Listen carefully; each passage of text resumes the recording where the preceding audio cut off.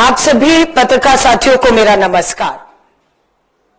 जैसे कि आप सभी जानते हैं, मेरे कंधों पर अखिल भारतीय महिला कांग्रेस की राष्ट्रीय अध्यक्ष के तौर पर जिम्मेदारियां हैं। देश के लगभग 28 राज्यों के दौरे एक नहीं, दो नहीं, तीनों बार, अनेकों बार कर चुकी हूं। अभी 10 दिन के दौरे करके मैं कल ही दिल्ली लौटी और खबरें जो देश भर से हमारे सामने, खासतौर से नाबालिग बेटियों के साथ जघन्य अपराध, कोई भी खबर पड़ेगा, ये खबरें आपको हिलाकर रख देंगी।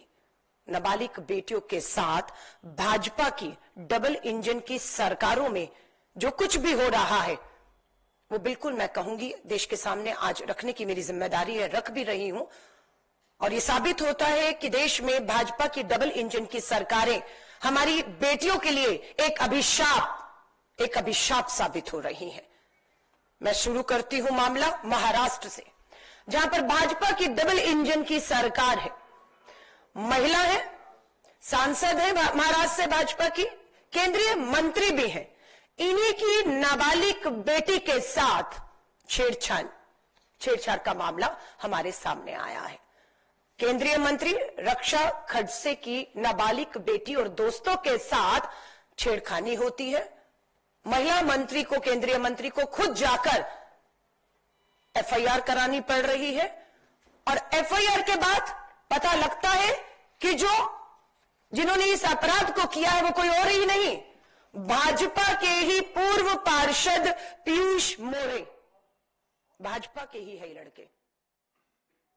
और इनकी तस्वीरें देवेंद्र फडणवीस मुख्यमंत्री जी के साथ, पूर्व मुख्यमंत्री राज्य के उप मुख्यमंत्री के साथ, भाजपा नेताओं के साथ, इन अपराधियों की, जो अपनी ही भाजपा की नेता, केंद्रीय मंत्री की नाबालिग बेटी को छेड़ने में भी एक बार सोचते या डर नहीं आता है, क्योंकि कहीं ना कहीं पार्टी के भीतर ही दिख रहा है कि चल क्या रहा है। सरकार, भाजपा की डबल इंजन की सरकार किसे समर्थन दे रही है, ये अपने आप में बेहद गंभीर मामला है। मुझे लगता है बिल्कुल केंद्रीय मंत्री है, महिला है, रक्षा खर्च से, अगर इन्हें न्याय नहीं मिलता तो उन्हें प्रोटेस्ट के तहत इस्तीफा देकर सरकार से बाहर आकर बेटी अपनी ही नहीं, दूसरी बेटियों जिनका जिक्र मैं करने वाली हूं, उनकी लड़ाई को लड़ना होगा। 8 मार्च को, आज से ठीक 3 दिन के बाद, अंतर्राष्ट्रीय महिला दिवस, महिला सम्मान समारोह होंगे। लेकिन इन बेटियों के साथ जो अपराध हो रहा है, इस पे आप पर्दा कैसे डालेंगे, इसे आप कैसे सेलिब्रेट कर सकते हैं या करेंगे, ये सवाल मैं पूछने के लिए हूं। महाराष्ट्र राज्य मैंने डबल इंजन का लिया तो पहला वाक्य आपका सामने। पुणे में चाकू की नोक पर 19 साल की लड़की से गैंग रेप का वीडियो बनाया गया और वायरल किया गया, और न्याय नहीं है। ये महाराष्ट्र के पुणे की घटना है, गैंग रेप 19 साल की बच्ची के साथ, और वीडियो बनाया गया, कोई कार्रवाई नहीं है। आइए दूसरा राज्य, भाजपा शासित देश के प्रधानमंत्री के गुजरात राज्य लेकर चलती हूं। गुजरात में पिछले 9 साल में हमने पता किया 17,000 मामले, बेटियों से जुड़े मामले, बलात्कार, छेड़खानी, अपहरण के मामले, 17,000 मामले गुजरात राज्य में है। ये बेटी बचाओ का नारा देश के प्रधानमंत्री देते हैं अपने ही राज्य में। 17,000 बेटियां न्याय मांग रही हैं प्रधानमंत्री जी। ये मात्र गुजरात की बेटियों की बात कर रही हूं। और अगर हम देखें तो हर महीने 200 बेटियां थाने न्याय के लिए पहुंच रही हैं और इन्हें कोई न्याय नहीं। यहां पर भी न्याय क्यों नहीं महाराष्ट्र की तरह, ये सच्चाई सामने है। लाई हूं, पढ़िए। हिंदुस्तान अखबार की खबर, हेडलाइन है, बीजेपी के, गुजरात के बीजेपी के विधायक, सिटिंग आज का विधायक है इसी सरकार में भाजपा की, और आज विधायक है, नाम है गजेंद्र सिंह परमार। बीजेपी के विधायक पर दलित महिला के साथ दुष्कर्म की एफआईआर नहीं होती और हाईकोर्ट ने फटकार लगाई। हाईकोर्ट ने पुलिस को बुलाया और हाईकोर्ट के आदेश के बाद भाजपा के सिटिंग विधायक गजेंद्र सिंह परमार के खिलाफ एक दलित महिला के बलात्कार की एफआईआर होती है। ये साफ दिखाता है कि भाजपा की डबल इंजन की सरकार बेटियों के खिलाफ एफआईआर या न्याय दिलाना, उनके मामलों में उनके साथ नहीं, पूरी तरह अपराधियों के साथ खड़ी है। इसलिए बेटियों को अदालत के चक्कर काट के, अदालत से आदेश लेकर एफआईआर तक जो प्रधानमंत्री जी कहते हैं नए कानून आ गए हैं, अब एफआईआर घर बैठे बैठे होंगी, ये पहले भी था, लेकिन सच ये है कि हाईकोर्ट के चक्कर लगा के हाईकोर्ट की फटकार के बाद भाजपा के विधायक के खिलाफ एफआईआर हुई है। कार्रवाई होगी या नहीं होगी इसकी कोई गारंटी नहीं है, क्योंकि इस तरह का मामला पहले भी हरियाणा का अगर मैं बात करूं, साक्षी मलिक, विनेश फोगाट के खिलाफ भी भाजपा के पूर्व सांसद ब्रजभूषण शरण ने अपराध किया। दिल्ली पुलिस की हिम्मत नहीं हुई, हरियाणा पुलिस की, भाजपा की डबल इंजन सरकार में हिम्मत नहीं हुई एफआईआर की। सुप्रीम कोर्ट के आदेश के बाद एफआईआर होती है ब्रजभूषण तब के सांसद के खिलाफ, लेकिन आज तक कोई कार्रवाई, कोई न्याय, कोई पूछताछ नहीं हुई है। हरियाणा ये तीसरा भाजपा शासित राज्य, गुजरात महाराष्ट्र के बाद हरियाणा भाजपा का। हरियाणा में यूनिवर्सिटी की छात्रा से 5 साल तक दुष्कर्म होता है। हॉस्टल वार्डन के पति पर आरोप, बेटे से छेड़छाड़। 5 साल से हमारी बेटियां जो हॉस्टल में पढ़ रही हैं, बलात्कार हो रहे हैं, शिकायतें हो रही हैं। सरकार क्यों मुखदर्शक बनकर इन हॉस्टल में इस तरह के अपराध को 5 साल तक या आज तक न्याय ना दिलाकर पनपने दे रही है? कहीं इसके भी तार हरियाणा के भाजपा नेताओं के साथ तो नहीं जुड़े हुए? हमारा सीधा आरोप है। ये तीसरा भाजपा का डबल इंजन की सरकार।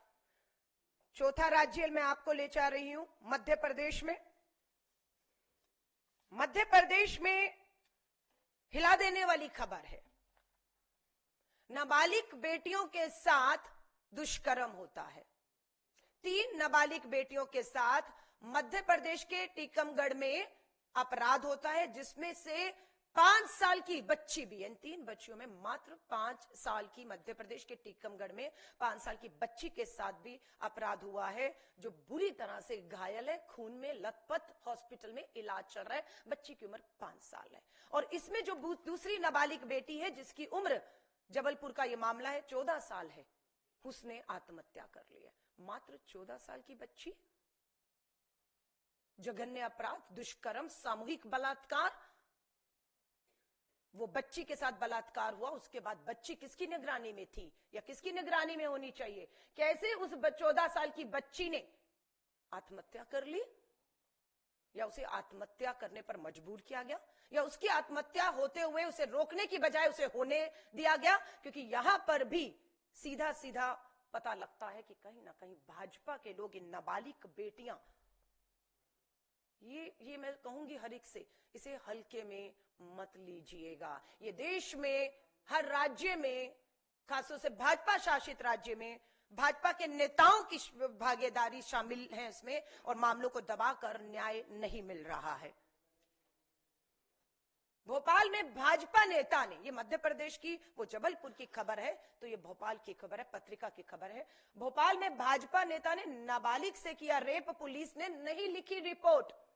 यहां पर क्या है? नाबालिग है।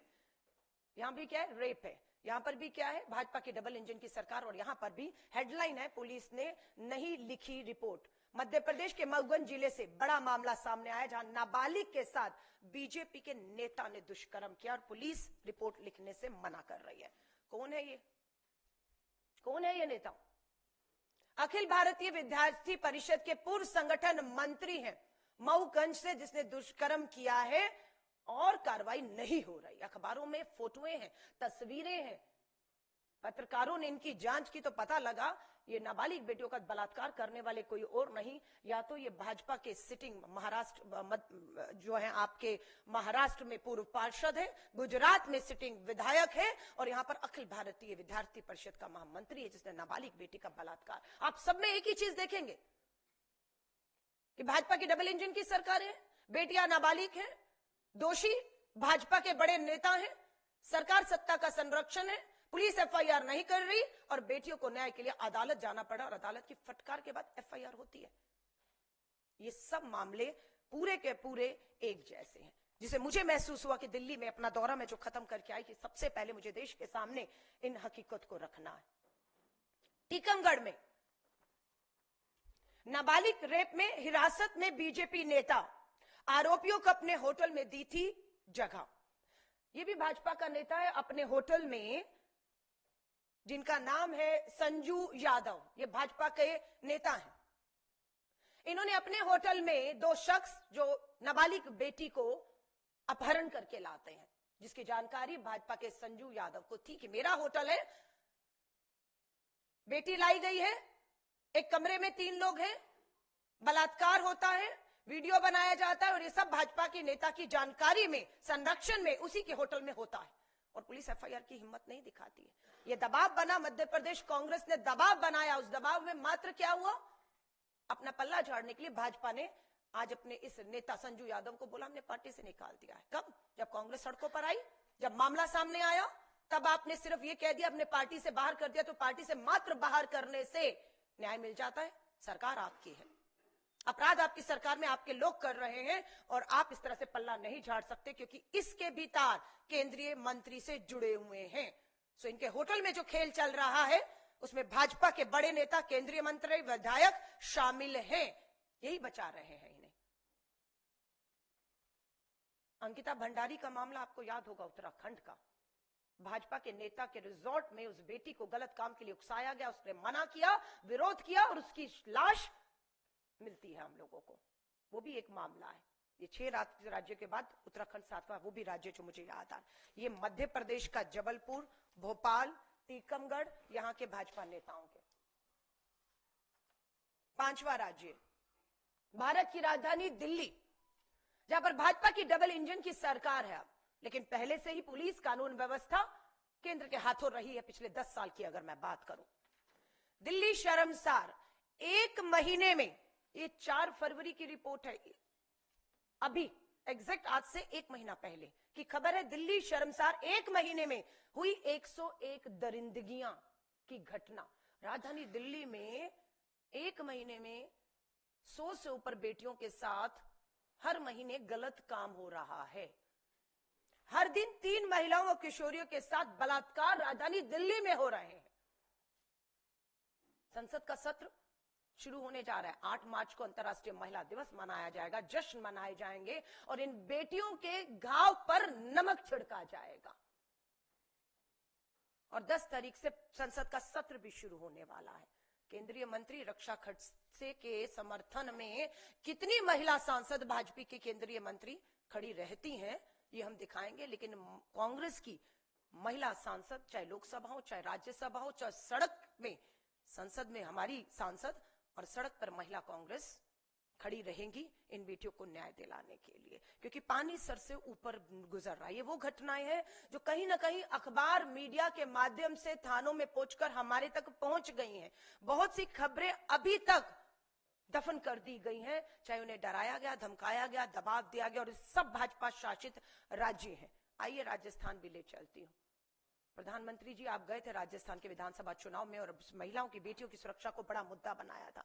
6 माह में महिला उत्पीड़न के राजस्थान में दर्ज हुए 20,000 मामले। 6 महीने 20,000 बेटियां। आपके लिए मामले हो सकते हैं, हमारे लिए वो 20,000 बेटियां हैं हमारी। आप कहेंगे हमने देखो मामले दर्ज किए, एहसान नहीं कर रहे मामले दर्ज करके। आपका फेल्योर है कि 20,000 बेटियां दुष्कर्म, छेड़खानी की शिकार हो रही हैं और आपकी सरकार अपराधियों में किसी भी तरह का डर, खौफ पैदा करने में विफल और नाकामयाब हो रही है, क्योंकि आप सजाएं देने में फेल हो रहे हैं। राजस्थान पत्रिका 6 माह में महिला उत्पीड़न के राजस्थान में 20,000 महिलाओं के साथ छेड़खानी। मोदी शाह अब चुप क्यों हैं? आइए एक और आपको दिखाती हूं। यह आसान नहीं है मेरे लिए दिखाना। महिला हूं, मां हूं और बेटी की उम्र यहां पर मात्र 4 साल है। खबर हेडलाइन है, राजस्थान बच्ची के साथ 4 साल की बच्ची के साथ दुष्कर्म किया गया। छाती पर ब्लड से, बेटी की छाती पर ब्लड से आई लव यू लिखा दरिंदे ने। इसके बाद भी खौफ नहीं, डर नहीं, सजाएं नहीं। मुझे लगता है कि जितना दोष, जितनी कड़ी सजाएं हम इन अपराधियों के लिए मांग रहे हैं, उतने ही बड़ी दोषी, गुनाहगार और सजा जो जिम्मेदार हैं इन अपराधों को रोकने में और नहीं हो रहे हैं, उन्हें भी उतनी ही बड़ी सजा मिलनी चाहिए। चाहे वो कोई भी मंत्री है, विधायक है, पुलिस है, प्रशासन है, अगर उनका फेल्यूर है तो उन्हें भी अपने पद से, अपनी नौकरी से, अपनी जिम्मेदारी से तुरंत मुक्त करना चाहिए और उन्हें सजा मिलनी चाहिए, क्योंकि उनके फेल्यूर की वजह से ये घटनाएं जो हैं पूरे देश भर में। मैं अभी बिहार राज्य का दौरा 7 दिन बिहार का दौरा कर आई हूं।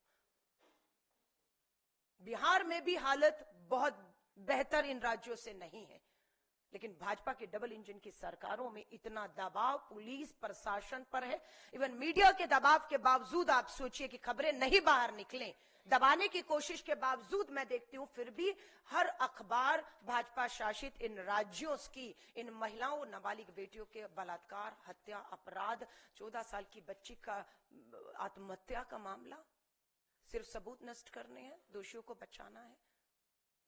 अखिल भारतीय महिला कांग्रेस ने ठाना है कि हम इसे हल्के में कतई नहीं लेंगे। 10 मार्च से संसद का सत्र शुरू हो रहा है। देश के प्रधानमंत्री जी बेटी बचाओ के नारों से संसद की दीवारें अंदर और बाहर गूंजने वाली हैं। हम आपको आराम और चैन से नहीं बैठने देंगे। आपकी सरकार की, केंद्र सरकार हो, भाजपा शासित डबल इंजन की सरकारों की जिम्मेदारी, जवाबदेही हम तय करेंगे। हम पूछेंगे आपसे कि क्यों इस देश में खौफ और डर अपराधियों में नहीं कम हो रहा है, क्यों आपके नेता इन्हें समर्थन दे रहे हैं और आप बेटी बचाने की बजाय इन अपराधियों को और अपने नेता जो इसमें शामिल है उसे बचाने का प्रयास पिछले 10 सालों से कर रहे हैं, और हद से बदतर हालात हमारी इस बेटियों के लिए हो रहे हैं। बिल्कुल इस संसद सत्र में बेटियों की सुरक्षा का मुद्दा सबसे प्रथम रहेगा, लेकिन दूसरा मुद्दा महिला आरक्षण कानून। लंबे एक संघर्ष के बाद पास तो हो गया, कानून तो आ गया, पर लागू नहीं हो रहा है। हम केंद्र की भाजपा सरकार पर पूरी तरह से इस पूरे संसद सत्र के दौरान दबाव बनाने वाले हैं कि 33% महिला आरक्षण कानून को तुरंत आज और अभी संसद सत्र में चर्चा करके लागू करने पर जो है विचार किया जाए। अगर नियत होगी तो मुझे पूरा विश्वास है, अभी 6 महीने बिहार चुनावों में है, 243 सीटों पर चुनाव है बिहार की विधानसभा में इसी साल अक्टूबर नवंबर में। अगर नियत होगी तो आरक्षण जो पास है वो लागू भी होगा, और बिहार पहला ऐसा राज्य हो सकता है जहां पर महिला आरक्षण के तहत विधानसभा चुनाव भी हो। लेकिन सरकार की पूरी कोई नियत नहीं लग रही, और मुझे लगता है कि जब देश की विधानसभाओं में, देश की लोकसभा में इस आरक्षण के लागू होने के बाद हमारी आधी आबादी जब सदन में पहुंच जाएगी, तब इन्हें भी, ये जो आधी आबादी को न्याय नहीं मिल रहा है, मुझे पूरा भरोसा है जब ये आधी आबादी सदन में पहुंचेगी तो इस आधी आबादी को खासतौर से, जिसमें हमारी नाबालिग बेटियां 4 और 5 साल की, 14 साल की शामिल हैं, उन्हें न्याय तब मिल पाएगा। क्योंकि सच तो यह कि अब न्याय नहीं मिल पा रहा है, क्योंकि महिलाओं की भागीदारी विधानसभा और लोकसभाओं में ना के बराबर है, और जो आवाजें हैं वो सुनाई नहीं दे रही हैं, वो नाकाफी है। इसलिए इन दोनों चीजों को लेकर महिला सुरक्षा प्रथम पर रहेगा, और आरक्षण को लेकर अखिल भारतीय महिला कांग्रेस पूरे देश के हर राज्य की, हर राजधानी, हर जिले में पूरे इस संसद सत्र के दौरान अपना रोष प्रदर्शन, हमारी मांग आरक्षण लागू करना, बेटियों को सुरक्षा, बेटी बचाओ के नारे के तहत हम पूरे इस आंदोलन को उठाएंगे। और मैं आप मीडिया पत्रकार साथियों को कहूंगी, मुझे मालूम है देश में बहुत सी ब्रेकिंग न्यूज, टीआरपी और जिस तरह के टीवी में देखा जा रहा है, आपस में लड़वा कर, झड़वा कर, किस तरह की भाषा, किन लोगों, कहां जा रहा है देश, मुद्दे क्या हैं और क्या 24 घंटे टीवी पे दिखाया जा रहा है। ये सच्चाई जिम्मेदारी बनती है कि हालात बद से बदतर हो रहे हैं, आधी आबादी का जीना मुश्किल हो रहा है। प्लीज मैं आपसे हाथ जोड़कर कहूंगी इसकी संवेदनशीलता इन मामलों की, क्योंकि राष्ट्रीय अध्यक्ष बने हुए मुझे 1 साल का समय हुआ, और 1 साल में मैंने देश के दौरे किया, और अभी 10 दिन के दौरे करके लौटी हूं, बैठा नहीं गया, और आपके सामने इस संवेदनशील मामले को, बेटियों से, आधी आबादी से जुड़े मामलों को लेकर आपसे भी हाथ जोड़कर मीडिया से गुहार करूंगी, बनिए इनकी आवाज, लाइए अपने मुद्दों को, जो हाशिए पर ये मुद्दे हैं, इन्हें भी केंद्र में लाकर प्राथमिकताओं में अपनी, मैं मीडिया से हाथ जोड़कर कहूंगी, शामिल करिए, क्योंकि हालात बद से बदतर हैं। धन्यवाद। आप साथियों का कोई सवाल हो इससे संबंधित, उनका स्वागत है। आप ये जो संसद में आंदोलन छेड़ने वाली, संसद में और बाहर, मैं राजीव हितवाद से, ये जो आप 10 तारीख को जो सेशन ब्रेक के बाद शुरू होगा वापस बजट सेशन, तो क्या इसमें आपके जो एमवीए के साथी हैं महाराष्ट्र के, जैसे रक्षा खड़से जो मंत्री हैं, उनकी बेटी का मामला भी है, तो क्या उनके साथ कोऑर्डिनेशन के लिए कोई पहल आप करेंगे? और इंडिया के जो आपके पार्टनर हैं अदरवाइज भी पूरे देश में? देखिए, मैं ये कहूंगी, देश की आधी आबादी बेटियों का मामला है। बेटियां भाजपा शासित राज्यों की हों, बेटियां कांग्रेस शासित राज्यों की हों, बेटियां हमारे गठबंधन के राज्यों की, बेटियां बेटियां हैं। इस आधी आबादी को सुरक्षा उसका संवैधानिक हक और अधिकार है, मौलिक अधिकार है, उसे मिलना है। मैंने अगर इनका मामला उठाया है तो ये दिखाता है कि कहां तक पहुंच चुके हैं, डर कहां तक खत्म हो चुका है कि महिला है, भाजपा शासित राज्य की महिला है, नेता है, सांसद है, केंद्रीय मंत्री है, और कोई आम शख्स नहीं है जो उसकी नाबालिग बेटी के साथ छेड़छाड़ कर रहा है। भाजपा का ही पार्षद है, पूर्व पार्षद, जिसके साथ फोटोएं हैं। तो मामला तो यहां तक पहुंच चुका है। ये तो सारे आम मामले, आम गरीब बेटियों के मामले हैं, उम्मीद ही मत करिए। लेकिन मैं आपसे कह रही हूं, मुझे क्यों कहना पड़े कि आप आइए या ना आइए, मैं अखिल भारतीय महिला कांग्रेस की राष्ट्रीय अध्यक्ष हूं। मेरे शीर्ष नेतृत्व मुझसे उम्मीद करता है कि मुझे राजनीति से ऊपर उठकर, क्षेत्रों से ऊपर उठकर मुझे इन मामलों को उठाना है। मैं आज फिर आपसे कह रही हूं, तेलंगाना, कर्नाटका, हिमाचल कांग्रेस की सरकार है। मैं कहती हूं आएगा कोई मामला तो भाजपा बाद में मैदान में खड़ी होगी। अलका लांबा पहले उन राज्यों के अपनी सरकारों के सामने जाकर खड़ी हुई, हिमाचल में मैं खड़ी भी हुई जाकर। जब पता लगा कि भाजपा के एक सिटिंग विधायक ने अपनी ही बूथ जो कार्यकर्ता उसकी बेटी के साथ अश्लीलता की, तो अलका लांबा दिल्ली नहीं अपनी सरकार के सामने बैठी थी, बेटी बेशक भाजपा की थी, न्याय की मांग की। अलग बात है, बेटी पर दबाव बनाया गया भाजपा द्वारा और बेटी को दबाव बनाकर उसका मामला वापस करवाया गया हिमाचल के अंदर। लेकिन हमारा पूरा दबाव है कि पहले की जो है शिकायत झूठी थी या वापस लेने का दबाव था, दोनों की भी जांच होनी चाहिए और सच्चाई, विश्वास दिलाया मुख्यमंत्री ने, जांच चल रही है। लेकिन मैं सबसे कहूंगी, इन मामलों में हम सबको राजनीति से ऊपर उठकर लड़ेंगे तो जीतेंगे। देश के प्रधानमंत्री ने लाल किले की प्राचीर से बेटी बचाओ का नारा दिया था। 8 मार्च आ रहा है, ना महिला आरक्षण कानून लागू हुआ, ना बेटियों की भागीदारी सत्ता में हुई है और ना सड़कों पर सुरक्षा मिली है। दोनों मामलों में केंद्र की भाजपा सरकार पूरी तरह से इस आधी आबादी के मुद्दों को लेकर फेल, नाकाम हुई है और महिला कांग्रेस चुप नहीं बैठेगी। मैम, पिछले साल ही मार्च महिला दिवस के दौरान एक रिपोर्ट आई थी जिसमें women peace and safety index में भारत की पोजीशन बहुत ही खराब थी, 128 थी 177 कंट्रीज में। हालांकि 2017 से इंप्रूव हुई थी, लेकिन पॉलिटिकल वायलेंस को लेके जो केसेस आप बता रही हैं उसको लेके भारत टॉप 10 सबसे बदतर देशों में स्कोर करता है। क्या आपको लगता है, क्योंकि महिला फिर ताजे आंकड़े आएंगे, ये स्थिति और खराब हुई है जिस तरह से आपने जो रिपोर्ट्स पेश की? और मेरा दूसरा सवाल, बीजेपी के ही महिलाओं के प्रति जो महिला सम्मान योजना दिल्ली में है उसको लेके लगातार सवाल खड़े हो रहे हैं कि अभी तक लागू नहीं किया गया है। तो क्या आपको लगता है कि बीजेपी की कथनी और करनी में फर्क है? देखिए, आपने कहा 177 नेशंस में महिला सुरक्षा के नाम पर भारत 120 स्थान पे खड़ा है। 128 पर, 177 में 128 पर खड़ा हुआ है। ये वो भारत है जिसे हम भारत माँ बोलते हैं। शायद ही कोई देश अपने देश को माँ बोलता हो, सिर्फ भारत ही ये वो देश है जिसमें माँ बोला जाता है। और ये भारत ही मुझे लगता है इकलौता देश है जहां पर महिला को, कन्या को पूजा भी जाता है। उस देश की अगर स्थिति ऐसी हो तो स्वाभाविक है हमारी कथनियों में, हमारी करनियों में, हमारे व्यवहार में बहुत बड़ी खाई और गहरापन है। और उसके लिए दोषी कोई और नहीं, पूरी की पूरा व्यवस्था उसके लिए दोषी है, जिसमें सरकार को भी, पुलिस को, प्रशासन को, कानूनों को, हर तरीके को मैं जिम्मेदार। अगर हम चुप भी रहते हैं, आज हम सत्ता में नहीं है, पर अखिल भारतीय महिला कांग्रेस की राष्ट्रीय अध्यक्ष होने के नाते अगर मैं चुप रहूं तो मैं भी उतनी ही बड़ी दोषी और अपराधी, गुनाहगार बन जाऊंगी, क्योंकि मैंने अपना धर्म, अपना फर्ज इस पद पर बैठकर नहीं निभाया। मैं उनकी आवाज नहीं बनी जिनकी आवाज बनना हमें था। और इसीलिए हमने फैसला किया है कि हम संसद का 10 मार्च से जो सदन शुरू है इसको करेंगे। और आपने कहा भाजपा का, मैं तो कहती हूँ भाजपा का महिला मोर्चा, राष्ट्रीय महिला आयोग, राज्य महिला आयोग क्यों सड़कों पर नहीं आती है?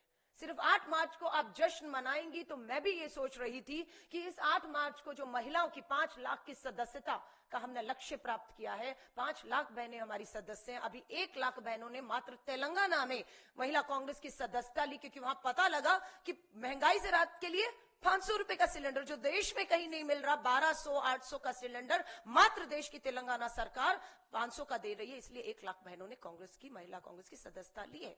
वहां पर महिलाओं को फ्री बस यात्रा है। दूसरे नंबर पे कर्नाटका में महिलाओं ने 65,000 महिलाओं ने कर्नाटका में महिला कांग्रेस की ऑनलाइन सदस्यता ली, तो पता लगा वहां पर फ्री बस यात्रा के साथ साथ 2,500 रुपया महीना मिलता है हमारे वहां पर। अगर आपने दिल्ली की बात की तो बिल्कुल प्रधानमंत्री नरेंद्र मोदी जी का भाषण दिल्ली विधानसभा चुनाव में हमने सुना है। 8 मार्च को अंतर्राष्ट्रीय महिला दिवस का दिन होगा, पहली कैबिनेट की बैठक होगी, पहला फैसला 2,500 पर होगा। पहली कैबिनेट की फैसला मीटिंग हो गई, लेकिन महिलाओं को, दिल्ली की महिलाओं को यह आर्थिक जो सहायता की बात थी उस पर मोहर नहीं लगी है। अब 8 मार्च भी आ रहा है, बिना कैबिनेट की सहमति के, बिना बजट एलोकेट किए हुए, क्या 8 मार्च को मात्र प्रधानमंत्री जी के एक चुनावी भाषण के दम पर यह 2,500 8 मार्च को बैंकों में डाला जा सकता है? जो मुझे तो नहीं लगता कि हो सकता है, सिर्फ एक चुनावी घोषणा के दम पर, जब तक आप कैबिनेट और बजट का प्रावधान नहीं करेंगे। अब ये 8 तारीख को हम देखेंगे और उसके बाद करके मध्य प्रदेश के ही एक नेता को, आपने उनके मंत्री को सुना, कोई बड़ी बात नहीं है, 2,500 नहीं दे पा रहे अपने राज्यों में। महाराष्ट्र में भी हमने देखा और कहा जा रहा है कि भीख मांगने की आदत हो गई है। ये शब्द भाजपा के मंत्री ने मध्य प्रदेश में बोला कि भीख मांगने की आदत हो गई है। हार लाते हो तो साथ में एक अर्जी भी ले आते हो, ये भीख मांगना बंद करो। हाँ, वोटों की भीख मांगते हैं, तब समझ नहीं आता कि आप झूठ बोलकर उन्हें गारंटियों का लालच देकर फंसा रहे हैं और बाद में आप इस तरह से करेंगे। मैंने महाराष्ट्र की पूरी रिपोर्ट को पढ़ा है। लाडकी बहना योजना में महाराष्ट्र में जो पैसा देना था वो चुनाव में से पहले कैबिनेट मीटिंग में फैसला किया गया, हम देंगे, और चुनाव आ रहे थे, 2 महीने की किश्त चुनाव से पहले दे दी गई। लेकिन चुनाव के परिणाम आने के बाद 3 महीने से बहनों को 1,500 रुपए की किश्त महाराष्ट्र में नहीं दी जा रही। मैंने वहां पर भी महिलाओं से बात की तो यहां तक पता लगा, अरे आप किश्त की तो बात छोड़ दीजिए, हमें डराया और धमकाया जा रहा है। हमें ये कहा जा रहा है कि आपकी जांच हो रही है, आपने गलत पैसा तो नहीं ले लिया। अरे आपने चुनाव से पहले एप्लीकेशंस दी, लोगों ने, महिलाओं ने एप्लीकेशन भर दी, आपने खाते में बिना एप्लीकेशन जांच के पैसा डाल दिया, आज उन पे कार्रवाई हो रही है कि पैसा लौटाइए। देने की बजाय महाराष्ट्र की सरकार भाजपा की कह रही है पैसा लौटाइए, नहीं तो आपके ऊपर कानूनी कार्रवाई होगी। महिलाएं डरी हुई हैं, उनको पहले नहीं बताया गया महाराष्ट्र सरकार ने। मेरी बहनों से लगातार बात हो रही है, मैं महाराष्ट्र भी जाने वाली हूं, उन सभी करोड़ों बहनों से मिलने वाली हूं। पहले नहीं बताया गया था जब फॉर्म भराया गया कि आपकी सालाना इनकम 2 लाख से ऊपर हुई तो नहीं मिलेगा, नहीं बताया गया। महिलाओं ने भर दिया, आपने बिना जांच के उनके एप्लीकेशन स्वीकार भी की, पैसा भी आप ही ने डाला। ये नहीं कहा गया था कि आपके पास 4 व्हीलर जो है वो होगा तो आपको नहीं मिलेगा। सेकेंड हैंड गाड़ी 60-70 हजार रुपए की मारुति किसी ने खरीदी हुई है, 4 व्हीलर है उसके पास, उस महिला ने भी भर दिया है। अब उसमें कि पुरानी कोई योजना का लाभ तो नहीं ले रहे सरकारी, अब उसने कहा मेरे घर तो राशन आ रहा है। अब ये सरकारी योजना में है या नहीं है? अब इसके साथ मैं वो 1,500 अप्लाई कर दिया मेरा, अब वो डरी हुई है, उसको बताने वाला कोई नहीं। तो ये जो खेल चल रहा है कि पहले वोट से पहले अब लाडकी बहना, महिला, बेटी सब पर बात करेंगे और चुनाव वोट जीतने के बाद आप उन महिलाओं को डराएंगे, धमकाएंगे, पैसा वापस ना देने पर कानूनी कार्रवाई करेंगे। ये महाराष्ट्र में हो रहा है और हम महिला कांग्रेस इसे छोड़ेगी नहीं। उसके लिए अलका लांबा महिला कांग्रेस राष्ट्रीय अध्यक्ष, कांग्रेस को, मेरी महिला कांग्रेस की 5 लाख देश में सदस्यों को कोई भी कीमत चुकानी होगी, हम उस कीमत को चुकाने के लिए तैयार हैं। लेकिन इस लड़ाई को हम सदन से लेकर सड़क तक पूरी ताकत, पूरी मजबूती के साथ, बिना रुके, बिना डरे, आपकी जेल की सलाखों के पीछे भी मत डालिए मुकदमे। अभी हमने एक प्रोटेस्ट किया था जंतर मंतर पर, सुरक्षा, आरक्षण और महंगाई को लेकर। हमारी कितनी बहनों पर FIR हुई, रोज थाने बुलाया जाता है, मामले कोर्ट में डाल दिए, वकील देने पड़ रहे हैं, लेकिन हम डरने वाले नहीं हैं। हम भी ये देखेंगे कि कितने मामले आप हम पर दर्ज करते हैं। 5 लाख की 5 लाख सदस्य बहनों पर भी मामला दर्ज होता है, तो ये हमारे लिए एक सम्मान की बात होगी और मेडल होगा हमारे गले में। वो FIR हम डाल के घूमेंगे, आप करिए हमारी FIR। लेकिन महिला कांग्रेस चुप नहीं बैठेगी। हमारे राष्ट्रीय अध्यक्ष मल्लिकार्जुन खड़गे साहब, श्री राहुल गांधी जी, पूर्व कांग्रेस अध्यक्ष, सांसद, नेता विपक्ष हैं लोकसभा में, प्रियंका गांधी जी भी अब सांसद के तौर पर लोकसभा में बैठी हुई हैं। हमें पूरी तरह से केसी वेणुगोपाल जी सभी से पूरी तरह से निर्देश है, ताकत है, और कहा गया कि महिला कांग्रेस को किसी भी तरह की कोई भी ताकत, समर्थन, सपोर्ट, किसी भी तरह का कोई कानूनी मदद चाहिए होगी, अखिल भारतीय कांग्रेस कमेटी महिला कांग्रेस के साथ, हर कार्यकर्ता के साथ ताकत बन के खड़ी है। इसके लिए मैं अखिल भारतीय कांग्रेस कमेटी के शीर्ष नेतृत्व का तहे दिल से धन्यवाद भी करती हूं कि वो हमारे पीछे ताकत बनकर खड़े हैं। तभी हम हिम्मत दिखाकर इस तानाशाह सरकार से लड़कर अपनी बेटियों की सुरक्षा, मान, सम्मान और इनकी भागीदारी की लड़ाई को हम आगे बढ़ा पा रहे हैं। अलका जी, आज मध्य प्रदेश के मुख्यमंत्री मोहन यादव ने कहा कि उनकी सरकार की जीरो टॉलरेंस नीति का परिणाम है कि वहां पर महिलाओं के खिलाफ अपराध में कमी आई है। वहीं आंकड़े कुछ और बयान करते हैं। मध्य प्रदेश सरकार का आंकड़ा है 75% है जो महिलाओं के खिलाफ अपराध होते हैं उसमें अपराधी बच निकलते हैं। उसमें सबसे बड़ी वजह यह होती है कि उन महिलाओं पर दबाव डालकर उनका बयान बदलवाया जाता है। मैं आपसे बिल्कुल सहमत हूँ, ये लगातार हो रहा है और मैं हाथ जोड़कर मीडिया से ही मदद मांग रही हूँ, क्योंकि इस देश के लिए जितनी जिम्मेदारी किसी की उतनी मीडिया और हम सबकी मिलकर है। ये देश हमारा, ये बेटियां हमारी हैं और ये सब खुले आम हो रहा है। ये लड़ाई अकेली महिला कांग्रेस या अकेली कोई महिला नहीं लड़ सकती, इसीलिए मैं आपका साथ मांग रही हूँ। आपने सही कहा, ये जो दावे हैं ये खोखले हैं, चाहे वो मध्य प्रदेश के मुख्यमंत्री हो, चाहे गुजरात हो, चाहे छत्तीसगढ़ हो, चाहे राजस्थान हो, चाहे दिल्ली हो, इन सबके दावे खोखले हैं। सच्चाइयां कहीं ना कहीं दबाने के बावजूद भी सामने आ रही हैं। ये भाजपा के राजस्थान, गुजरात की जो मैंने आपको खबर दिखाई है, वो गुजरात का सिटिंग विधायक है। आपने टीकमगढ़ वाले को तो पार्टी से निकाल दिया दबाव में। मैं पूछना चाहती हूं कि गुजरात के इस विधायक को आपने पार्टी में अभी तक क्यों बनाए हुआ है? मैं ये पूछना चाहती हूँ प्रधानमंत्री नरेंद्र मोदी जी, प्लीज बताइए कि ये जो गुजरात का विधायक जिसपे इतने गंभीर आरोप लगा है, गजेंद्र सिंह परमार, पूर्व मंत्री, विधायक, दलित के महिला के बलात्कार में पार्टी का सम्मानित सदस्य क्यों बना हुआ है? प्रधानमंत्री जी, हम लोग करेंगे आंदोलन, आएंगे सड़कों पर, होंगी हम पर एफआईआर, चाहे जेल भी जाना पड़े, हम जेल जाने को पूरी तरह तैयार है। लेकिन मैं आपसे कहूंगी, अगर मीडिया, सच्चाई ये है, अगर मीडिया का साथ नहीं मिला तो ये खबरें चौथे पन्ने पर इतनी सी छपती हैं और खत्म हो जाती हैं। ये कुछ अखबारों ने हिम्मत की कि बिना डरे कि इनके राज्यों में इनके नेताओं के नाम के साथ हेडलाइन बनाया है, इन्होंने हेडलाइन बनाया। मैं हिम्मत की दाद देती हूं, इन पे भी दबाव आया होगा, लेकिन नहीं, हेडलाइन बनी है। उसके बाद अलग बात है कि मामले खत्म हो जाते हैं। हेडलाइन बनी, हिम्मत दिखाई गई, उसके बाद हर एक की हिम्मत तोड़ने का एक काम सत्ता में बैठे लोग कर रहे हैं और प्रधानमंत्री नरेंद्र मोदी जी इसे मूक दर्शक बनकर देख रहे हैं। मैंने कल ही पत्र लिखा, उसकी कॉपी मैं आपके साथ शेयर जरूर करूंगी। मैंने देश की महामहिम राष्ट्रपति द्रौपदी मुर्मू जी से भी कल लिखित में दोबारा से, मुझे 1 साल अध्यक्ष हो गया बने हुए, पिछले 8 मार्च और इस 8 मार्च को अंतर्राष्ट्रीय महिला दिवस, आदि आबादी को उनका समय समर्पित होना चाहिए। हर एक क्षेत्र की महिला को जो उनसे मिलना चाहती है, राष्ट्रपति जी से निवेदन करूंगी हाथ जोड़कर, दरवाजे खोल दीजिए अपने राष्ट्रपति भवन के, कि आज का दिन आदि आबादी को कम से कम 8 मार्च का दिन समर्पित कर दीजिए कि आप सिर्फ महिलाओं से मिलेंगी और उस हर महिला से मिलेंगी जो आपके दरवाजे पर न्याय की गुहार लेकर आ रहा है। मैंने भी लिखित में समय मांगा है कि ये सारी चीजों को लेकर संसद का सत्र 10 मार्च को शुरू होगा। महामहिम जी, राष्ट्रपति जी, आप हमें समय दीजिए, हम आपसे बंद कमरे में 5 लोग बैठकर बात करना चाहते हैं। मात्र 5 महिलाओं का डेलीगेशन जो अलग अलग राज्यों में दौरे करके इन सभी चीजों से रिपोर्ट लेकर, जो हमारी पीड़िताओं से बात हुई, इनके परिवारों से बात हुई है, वो न्याय की गुहार लगा रहे हैं। और मैं उम्मीद करती हूं कि अगर आप 8 मार्च का दिन पूरा मीडिया भी अपने हर पन्ना, हर अखबार ये लाखों करोड़ों मामलों को समर्पित अगर करेगा, तो मुझे है कि इन बेटियों को, नाबालिग बेटियों को, उनके परिवार जो अदालतों के चक्कर काट रहे हैं, उनकी भी हिम्मत बढ़ाने का काम, चाहे इलेक्ट्रॉनिक मीडिया हो, चाहे प्रिंट मीडिया हो, चाहे डिजिटल मीडिया हो, मुझे लगता है इस आधी आबादी को आवाज की जरूरत है और उसकी अपनी आवाज कहीं ना कहीं सुनी नहीं जा रही। इसलिए मैं आपको उस आवाजों में शामिल होने के लिए आमंत्रित भी करती हूँ।